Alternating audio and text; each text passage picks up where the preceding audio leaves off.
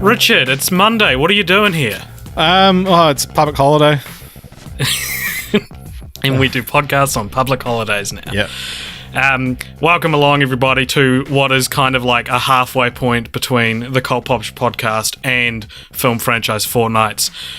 It's kind of a filler episode, and I'll explain why with the next thing I say. Anyway, I'm AJ. And I'm Richard Martin. And this is a pop culture, movies and television media podcast where sometimes we watch franchises, film franchises, and sometimes we just talk about other things. And what are we doing today? The reason we're releasing this episode off schedule is because, first of all, the big news up the top is we are changing the podcast schedule. So it's not off schedule. No, exactly. It's the start of a new schedule. You could argue that this is the first episode ever released on schedule. Yeah. So basically, because we have a few... all our content at the moment is being bottlenecked into the end of the week. So we couldn't really move talking during the movie, which is our usually weekly web series, depending on what movies come out, where we review different movies. Since we can't really move that from Thursday, and because I usually upload the podcast midnight Friday morning, it just felt like we're releasing things at the same time, and the podcast is the one that can move. So even though it's been here longer, yeah, no, but, and it's the one I'm a part of. Oh yeah, but you can make a web series as well if you like. If you want to find a bunch of cinema chairs in Auckland, you can do every second one if you like. I am coming down to Christchurch shortly. Are there any movies releasing? Yeah, there's like Incredibles 2, I think. Oh, yeah. Anyway, so yeah, the podcast, Film Franchise Fortnights, and our off-week episodes are going to be on Mondays now. Hopefully that won't affect things too much. I can't imagine it would. But maybe it will affect them drastically. Maybe we'll have to start again. But we're already pretty low to the bottom anyway, so I don't know if starting again is going to be all that detrimental. This could be what saves it. Yeah, this could be it. So that's the first thing. The second thing is this is also our first Cold Popture podcast that it's not really about anything. Like, we have some stuff we're going to say, but I don't even know what this episode's going to be called. Like, yeah, it's just a filler episode. Started. So, I've got three topics that we're going to talk about for the next 20 minutes, half an hour, because it's also going to be a short episode. And those topics are, first of all, we're going to discuss... So last episode of Film Franchise Fortnights, we discussed Scream, the Scream franchise. And after we started recording, I had a way better idea for my Continue the Franchise segment. So we're going to talk about that. And then we're going to read out some fan mail. Actually, no. We'll read out fan mail last. In between, we're going to... redo our franchise roulette, because if you listen to the last episode, you'll know that we got the 2 road trip movies and Euro Trip, but there's no reason beyond an Amazon DVD box set to believe that those movies are even like an official trilogy. So we put it to you guys on our Facebook page. We put a poll up, and last time I checked, Roll Again was winning. So which both you and I voted for.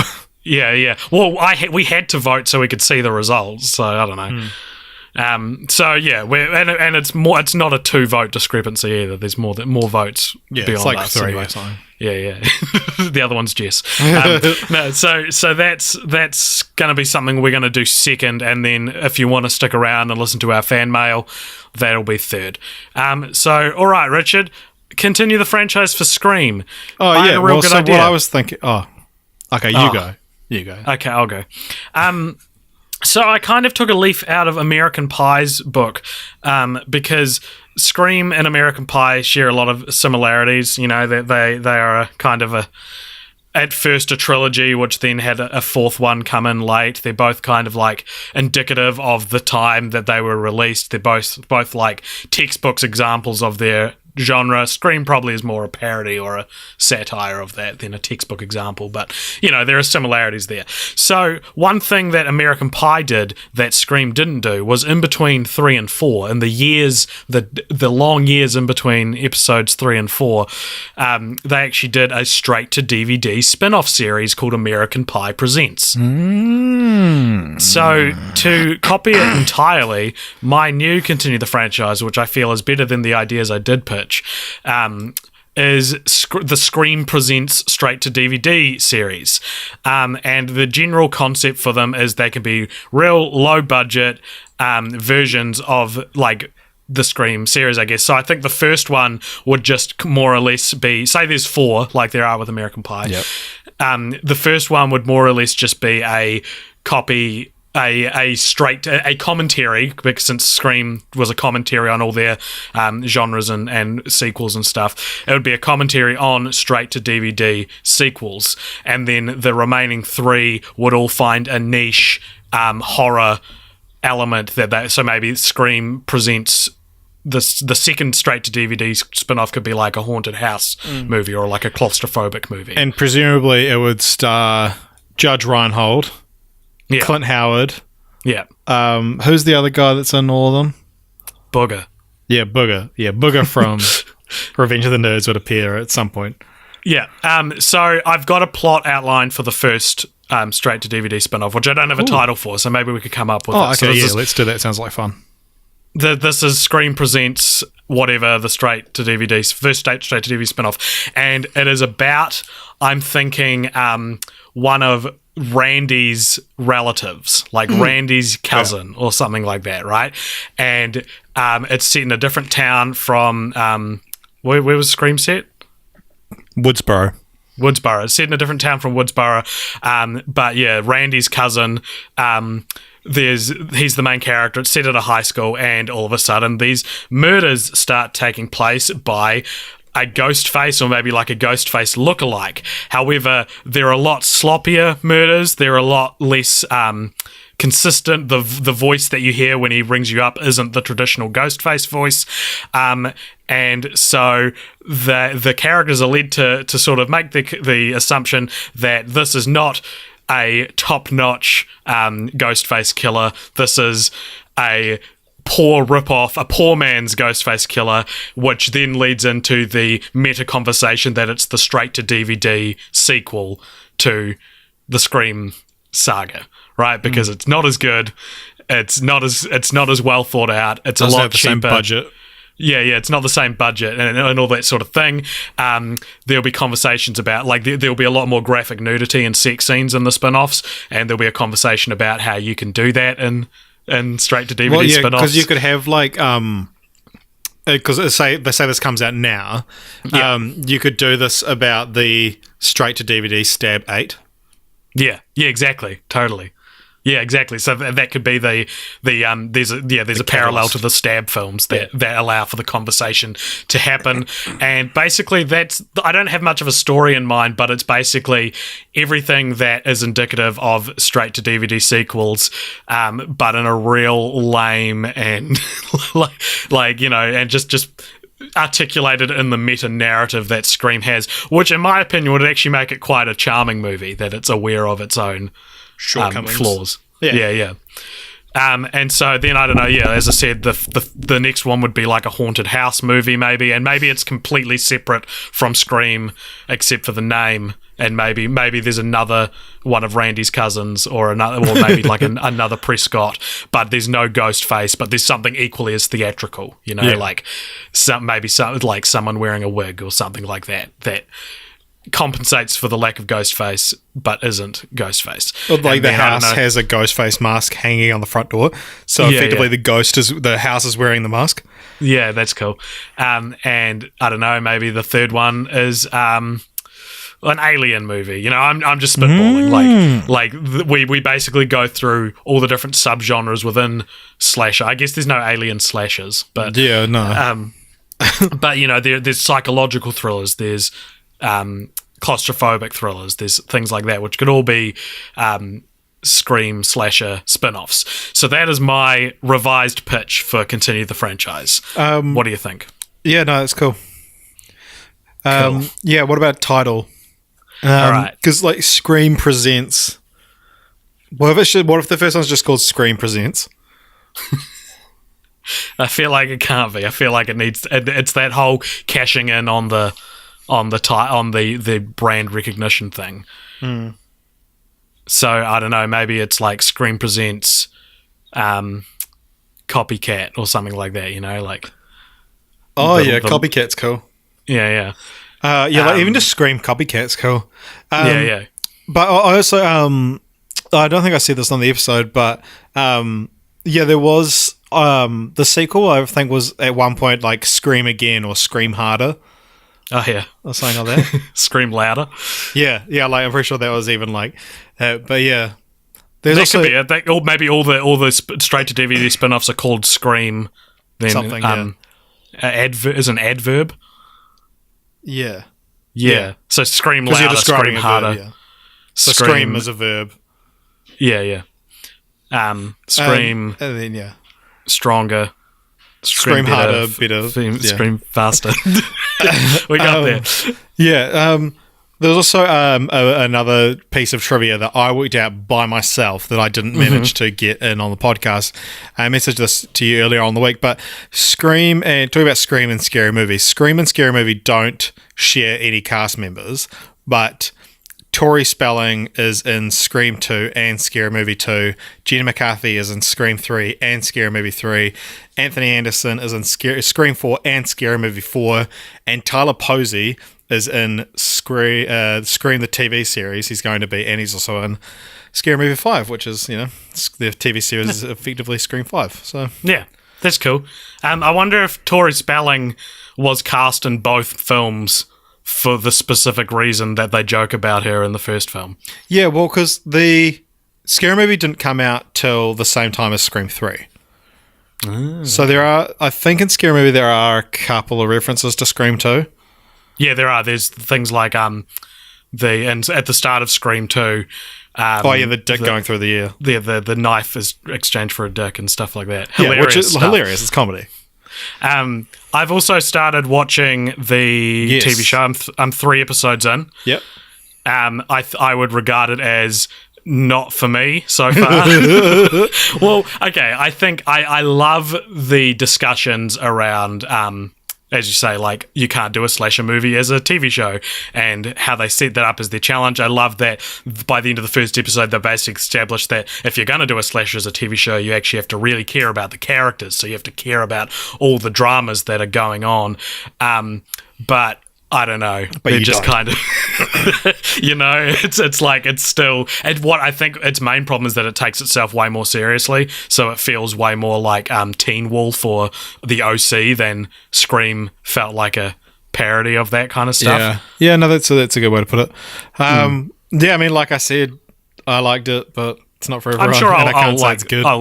I'm definitely I'm in it for the long haul because I'm a Scream completionist, so I'm gonna keep watching it. And I mean, if the second season's as much better as the critics say, then I'm sure I'll enjoy it.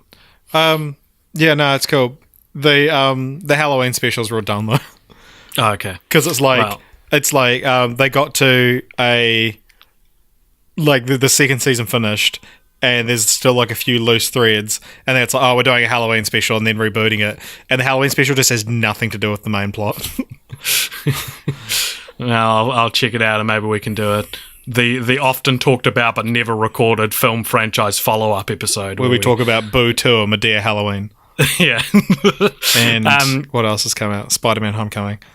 Cool. There's also by the end of the year there'll be a new Godzilla franchise for us to talk about. Oh my goodness! Because there's true. the anime ones on. Yeah, have you seen the names of all of them? So the first one was like Planet of the Monsters. One's called the City on the Edge of Battle. And I can't remember they announced the title for the third one. I saw it. It was real dumb. I remember thinking it was real dumb. Yeah, I'm just trying to pad while I find. Okay. I mean, I'm not really trying to pad. I am successfully padding, as you could say. No, this is padded out. Yeah. Like, if you fell off your bike, you'd be fine. Second film in the trilogy is titled Godzilla City on the Edge of Battle. And the third one, the translations vary from Godzilla Planet Eater to Godzilla Eater of Stars. And that should be out in November. All right. Oh, City on the Edge of Battle is already out. Okay. They came out pretty quick, didn't they? Yeah. And they've also said that they're not going to do a sequel to Shin Godzilla. Yes. No, they're making doing... Shin Godzilla the lone the George Lazenby of Godzilla eras. Yeah, Toho's doing their own cinematic universe. Which they already did. That's already what they did. Yeah, like Mothra and shit. But they're going to introduce Mothra, King Ghidorah. That's going to be confusing. They released some footage at a CinemaCon or something recently of Godzilla, King of Monsters. Mm-hmm. And, so there's been footage of King Ghidorah leaked and stuff like that. Okay. Yeah. We'll check that out for our Godzilla heads. And also Julian Dennison cast in Godzilla vs. Kong. Great. From Deadpool. And so if you guys like hearing the New Zealand accent completely out of place, you're going to love Godzilla vs. Kong. It's weird because I didn't mind him in Deadpool. But I feel like if we keep casting him and keeping his New Zealand accent, it's going to be that Rhys Darby syndrome where, you can't see Rhys Darby as anyone other than Rhys Darby in whatever reason. Yeah, well, it seems like everyone's just going to keep casting Julian Dennison. I mean, he seems like a good kid, but, it just as, this fat street kid who, talks with a funny voice. Because you look at someone like Jermaine Clement, and at least he has his go-to British accent, which slips into the things he's in more. Yeah, but he's on Legion, and he was exactly. Boris, and it's just Boris. That's his accent he always uses. But and Men in Black 3 was that? Yeah, Men in Black 3. Yeah. And he makes out with Nicole Scherzinger in the opening scene. And I was like, sure, this guy's taken off. Yeah. But it's funny, other, I'd love to know some of our, American listeners, if this line got a laugh from you guys if you saw Deadpool 2. But in Deadpool 2, when Wade is talking to TJ Miller's character, Weasel, at the bar, and he says something just this a kid from New Zealand. I wonder, did they get a laugh in American cinemas? Because that was the biggest laugh of the film in New Zealand. It's not a joke. Kid just is from New Zealand. He says in my theatre, he said New Zealand, and there was a bit of tittering, but then one guy behind me went, yeah. Yeah, in my theatre, that was the biggest laugh of the film. Just the fact that he mentioned New Zealand. Everyone's I was waiting for him to say it. He said it. It is surreal. Same thing with Thor Ragnarok. It is surreal to see what has always been a very close to home and local vibe being in the biggest movies in the world. You know? It is. Especially when you think back to where Flight of the Conchords originally pitched their show to TV3, which is just one of the 2 channels in New Zealand that play stuff like that. And they said, it's too Wellington. And the rest of the country wouldn't get it. And then they took it to HBO, and obviously the rest is history. But, yeah, that's weird. how, niche our humour feels, and now it's being stolen by the rest of the world. Yeah. Well, because if an accent isn't American or English in, a blockbuster film, I notice it. Yeah. Those are the only 2 acceptable accents. Yeah, like Woody Harrelson's Australian wife in 3 Billboards. Yeah. Why is she Australian? Yeah, it is weird. I was actually in Arrested Development. I've been rewatching the original run, and the nurse that Buster falls in love with at the end, her name's Adelaide, and she's Australian. Yeah. Oh, well.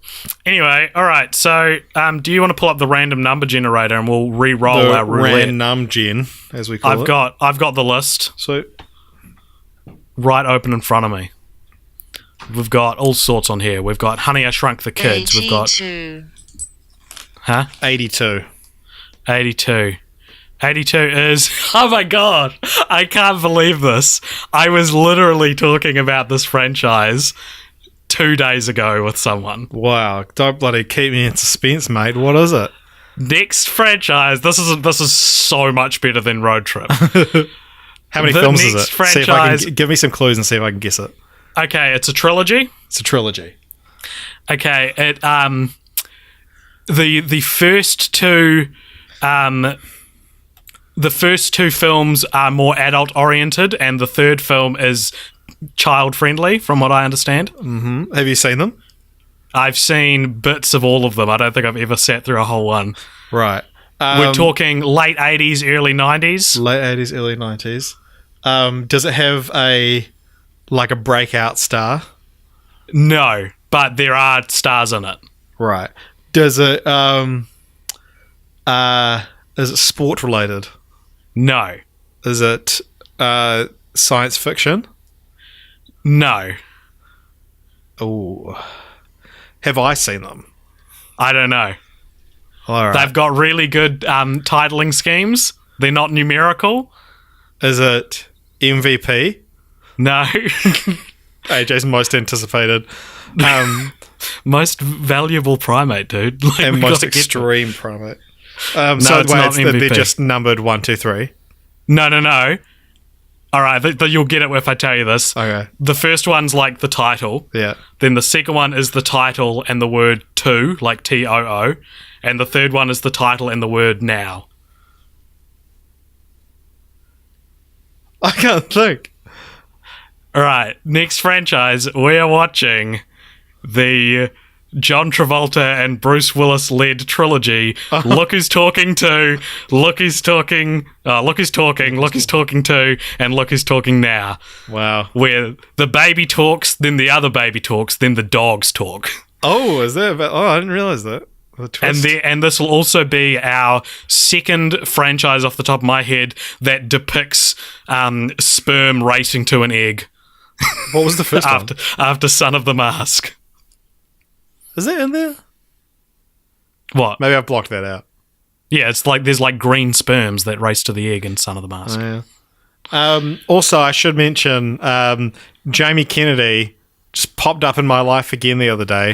he's in Arrested Development, and it's like the way it's referenced is it's like it was done by Jamie Kennedy. Like it's supposed to be this big reveal of like a huge celebrity, but it's Jamie Kennedy of Son of the Mask fame. All right, so next, I'm so glad. I've been waiting for that one ever since we started this podcast. It's going to be a good one because it's so absurd. All right, so tune in next franchise for the Look Who's Talking trilogy. But before we go, Richard, I've got a buttload of fan mail to read out to you. I've got Get it out of there, mate. 4 bloody pages of it, mate. Oh shit. So cast your mind back, Richard, to the Hangover trilogy. Oh Jesus. Which we did on YouTube. Someone named Ewan Makes Movies commented, and he said, "Really enjoying this podcast, boys." Oh bloody good on you, Ewan. You Thanks, keep Ewan. making those movies. Yeah, you do that. On our Oscars important or dumb, or whatever it was called episode. Whatever that dumb shit was called. On SoundCloud, someone named Maisel Meese, she commented, "I convinced my dad to buy me Revenge of the Sith on DVD for Christmas when it came out, and the costumes and lightsabers detailed in the special features have stuck with me. 13 years later, I'm almost done with a degree in costume design." How cool is that? I want more comments like that. Yeah. So that I assume that was in reference to our little spiel about what our favourite and most influential movies were. That's really cool, Maisel Meese. Maisel Meese.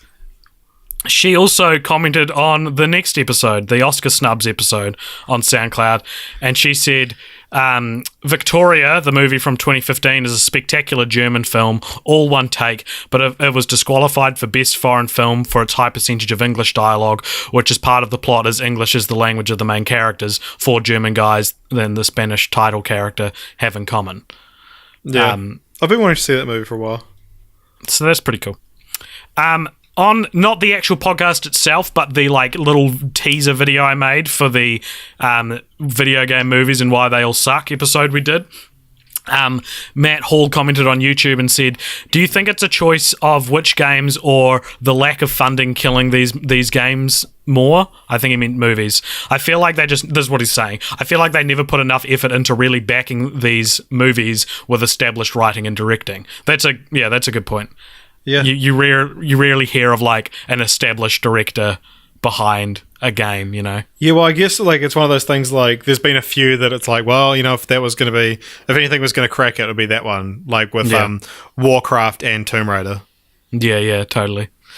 On the Nutty Professor episode on Facebook, Brent Taylor says, "At first, I thought my first hour of work on Friday would only be keeping up with which staff members Trump has fired." Whoa, this is an old episode. But now I have something else to look forward to. I feel a bit bad since we've just announced the podcast is shifting to Monday. I hope we haven't ruined your week, Brent. Yeah, let us know, Brent. We'll move it around for you. Yeah. It's all for you, dude.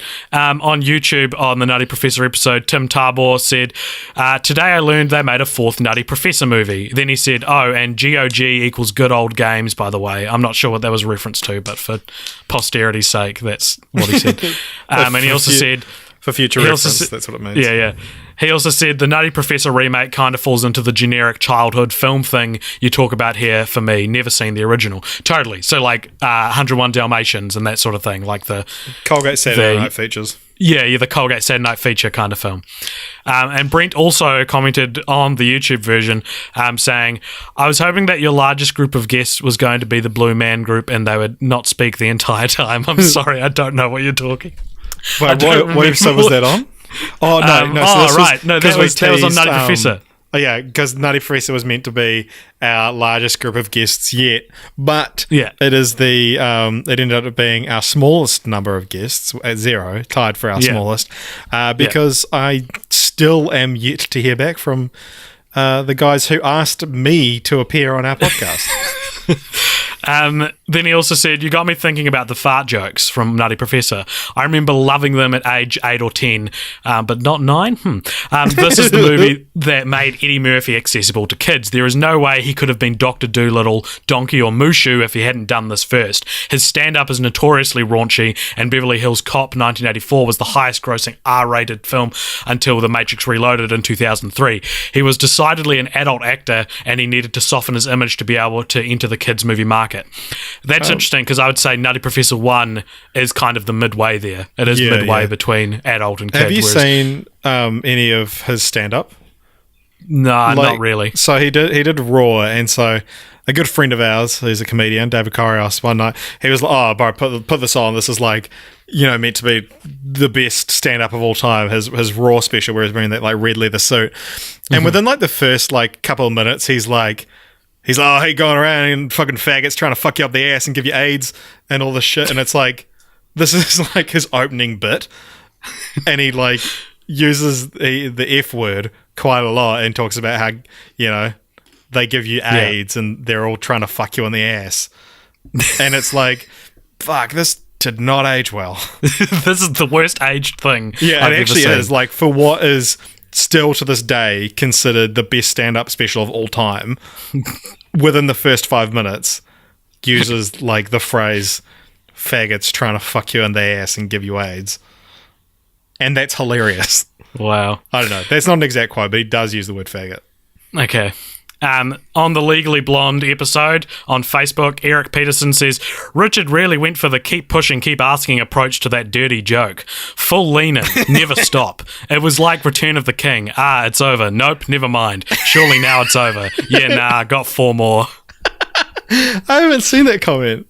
Neither. I didn't know. That's the first time I've read it right now. I didn't read it before I copied and pasted it. That's so funny. Oh, I'm glad someone picked up on that. Who was that? Eric. Nice. Oh, yeah, that was so funny.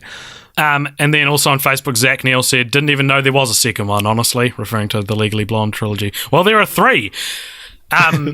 On YouTube, on the Legally Blonde episode, Big Top, I think, is written in like the Russian alphabet. They've commented before, like a while, like a year ago, I think they commented. And they said, "Loved it. Can Kate be on every podcast?" No, evidently.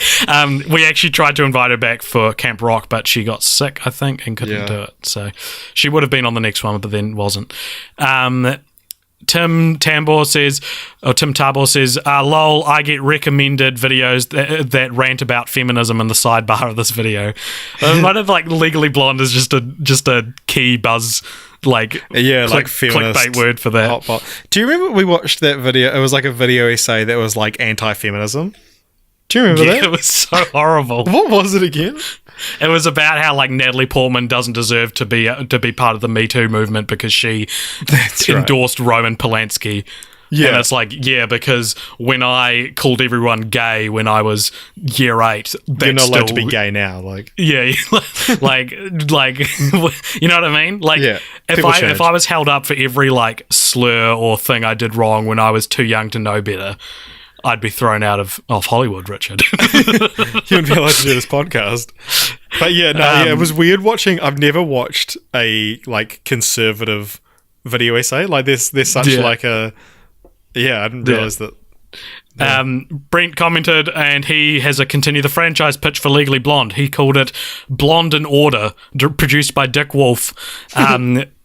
20 years into her law career, Elle Woods is a district attorney in New York City where sexually based offences are considered especially heinous. She works with the dedicated detectives who investigate these vicious felonies, members of an elite squad known as the Special Victims Unit.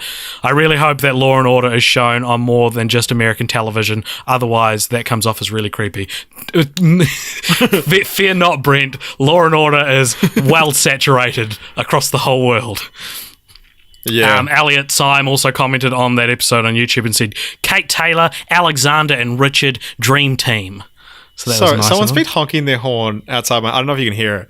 Someone's been honking their horn outside my house for the last maybe 20 seconds, and it's still going. Yeah. Okay. Oh, well. It just stopped. All right. And on Instagram, MartinField74 says, hey guys, just listen to this episode. Great stuff and pretty funny. And this is my favourite part. Almost as good as the gold standard Bad Mums Daddy's Home episode. I love hearing stuff like that apparently that's our gold standard. Yeah, well, to be fair, that is my mum. Or, no, that's my dad, I think. Oh, is that your mum? Yeah, it's one of my parents. Okay. I can't remember which one's which. That makes more sense. Right, let me just double check. I can never remember which one's mum. That's both disappointing and clarifying. This person's honking their fucking horn again. I can hear it now. People are just going to have to live with it, dude. Yeah, that's my dad. Okay. On the interview with movie trailer editor Zoe Dunn episode on Facebook, Craig Major says, listen to this during the commute this morning and really enjoyed it. Zoe was great and had some fascinating insights about about stuff film fans either take for granted or don't even consider. Excellent interview, chaps. I really dug it and keen to see/hear more content like this from you guys. Yeah, so if you only know us from YouTube, check out our SoundCloud because every off week we still post stuff there that is stuff like interviews with movie trailer editors. We also just posted an interview with the kid who played Anakin Skywalker's first victim, so that was pretty cool. Yeah, I like, it's one of those things, like I want to pursue these things more, but it's like anyone famous enough that's like noteworthy, they're not going to respond to us. Like there's this real fine line I want to find between like people like David Mickey Evans who like have clout, but people don't know about or they're not actively following. Yeah, well, that's what I think Cold Popture exceeds in. This is what I pitch when I'm not pitching film franchise fortnights. How I pitch Cult Popture to people is I say that we focus on the more niche side of pop culture instead of, we don't interview Matt Damon, we interview Ross Beekman. If he's keen for an interview, we'll do it, but we'll only ask him about the talented Mr. Ripley. Yeah, exactly. So with that being said, though, if our listeners know anyone, that they think would suit, that'd be great. Yeah, if you like anyone that works at like interest in an interesting thing in the industry, or like knows someone who's like anything. On the Camp Rock episode on Facebook, Tyler Brayley says, I think Richard likes Camp Rock way more than he lets on this podcast. But holy shit, if Camp Rock actually existed, it would be a hot spot for teenage pregnancy and underage drinking.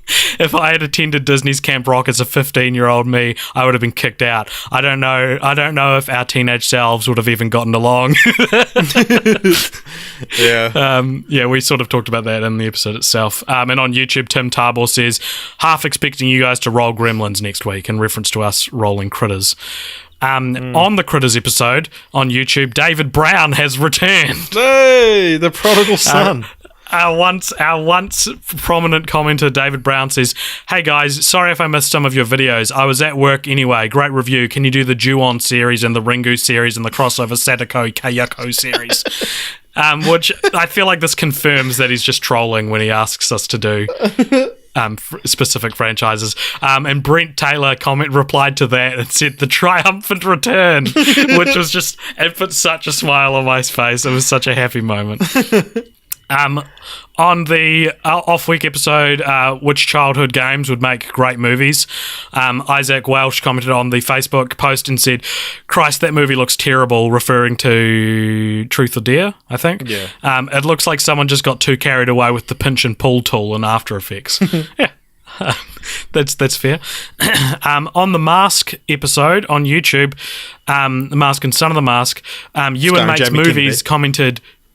Yeah. Ewan Makes Movies commented, "The Mask equals Deadpool 1994." What a great comment. Yeah. No, yeah, that was great. That is such a... What Yeah. an astute observation, as they say. Oh, God, astute as fuck, dude. Yeah, it's astute as hell. The interview with Ross Beedman, the kid from Revenge of the Sith. My name is Bryden, commented on Instagram and said, "Dude, that's so cool. You're so cool, Bryden." On the Scream episode on YouTube, so the very last episode we just did, Brent says, "So glad to hear that you got a franchise that you actually enjoy. It was a breath of fresh air. This is the first in God knows how long that you haven't said, 'I know I say this every episode, but this may have been the worst movie I've ever seen.'" Very true, and I feel like, even though I don't know if Look Who's Talking is particularly critically revered, I'm still going to enjoy watching them. That's supposed to be, Baby Geniuses 2 is supposed to be like the worst movie ever made, eh? Right. Yeah, something like that. And Ewan Makes Movies commented on the Scream episode as well and said, "Loved the movies, loved the episode. Truly a synergistic delight to the senses." Thank you, Ewan. That's so nice of you, man. Genuinely, I don't mean to sound sarcastic. I'm not being sarcastic. That's like, we live for that kind of thing, man. Like, we love speaking to our fans. So if you are a fan, then please comment, and I'll even read comments in the next comment session we do from this very episode. Whoa. Making it our first ever fan mail dedicated episode that has fan mail delivered to it. So yeah, that's about it. If you liked this, jump on Facebook, give us a wee like. Catch us next Monday. Yeah. For what are you doing next Monday? It's your episode. Do you know I anything? have no idea. I am glad it's not this Friday though, Yeah, exactly. because I am like, I real want to like hunt down like a cool, F-list celebrity Yeah. and chat to them. Well, but- now that you've called them F-list celebrities, that might impede it. no, well then I'll be like, I was surprising. I've got bloody, I don't know. Can't An remember. E-list. Yeah. Yeah, and we're also on YouTube and SoundCloud, as I said, and iTunes and Instagram. So go check us out on all those platforms, and please enjoy your day. Please enjoy your day. Seriously. Don't just not enjoy your day. All right, goodbye, everybody. See ya. Cool.